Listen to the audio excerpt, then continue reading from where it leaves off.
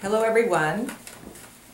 I would like to talk with you a bit about community organizing as part of the course in thinking about change, in change analysis, learning to look beyond our sight and connect with stakeholders beyond our walls. I'd like to share a story with you today. This is a story about my work as a parent leader in Oakland Unified School District in California, where I was living and working for almost a dozen years before coming to the University of New England. And the community organizing I'm sharing with you is of the informal sort. So if you think back to a period of time when think globally, act locally was a fairly commonly used phrase, the point of that language was really to take action where each of us is, as opposed to always looking to an external organization to affect change on our behalf.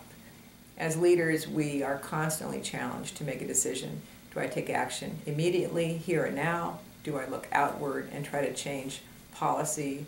Something in between. My experience is it's all of the above. However, taking action locally can have a wonderful outcome for you, your immediate family, friends, neighbors, and ultimately your organizations. Community organizing is historic and has a long history in Europe and the United States, I imagine other places. It comes down to small groups of people working together to change something in their midst.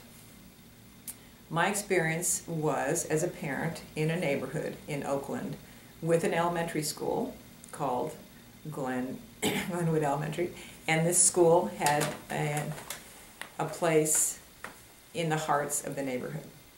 So the goal of the neighbors was to enroll their children at the school and to retain presence in Oakland Unified Schools at a time when many middle-class parents of all races were leaving the school district or sending children to private schools. My neighbor, Candace, met me and said, I see you have 2 little kids at the daycare. Are you planning to go to the local public school? At that point I said, yes, I was. And what did I need to know more about? And she explained to me, we need to have parent leaders taking action in that school. So in the tradition of parent and community organizing, we, parents in the neighborhood, tried to stay active and work with other parents who would be referred to me and say, I would never send my child to that school because it's an Oakland public school and they are all bad. And I would have to take that person sometimes by the hand and say, come with me and spend a day in the school before you judge. So there was a lot of action required, parent to parent, to engage people in learning about their own neighborhood school. Neighbors leading neighbors is a very powerful form of leadership. Taking action at work, in this case, I was working in a nonprofit for school reform for that school district. So I was around the district as a professional and bringing my professional skills to the school as well in terms of policy updates, ways to change practice, teaching people about what it meant to have a talented and gifted program that basically brought $40 per child into the school and created a huge amount of distrust in the district, and working with the principal to engage all families in submitting forms so schools could get the finances they needed. So those were some actions as a parent leader, first with the PTA and later with the school site council, I could take on behalf of my children and other people's children. And I think that's a really critical part of community organizing. So one of the challenges I faced as a middle-class white parent in Oakland Unified is my children were part of either 5 or 10% of white children in that district. And therefore I was perceived as having privilege and opportunity that others didn't have, and had to make a lot of hard decisions about when is it okay for me to speak up, how do I want to be heard and understood, What don't I understand because of my middle class background?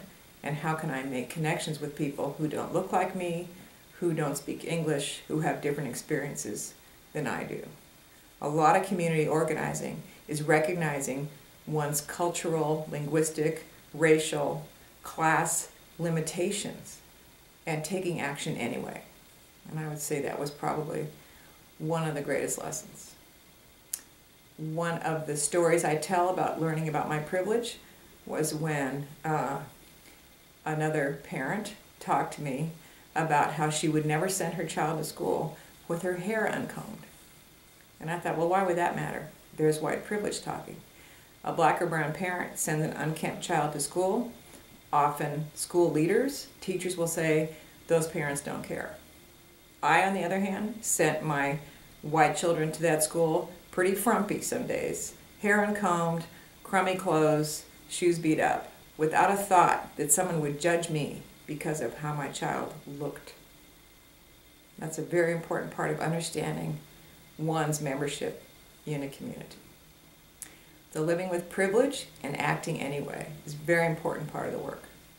So to close, I would say leave your workplace, your school, and your neighborhood better than you found it in whatever small steps you can take to make that contribution.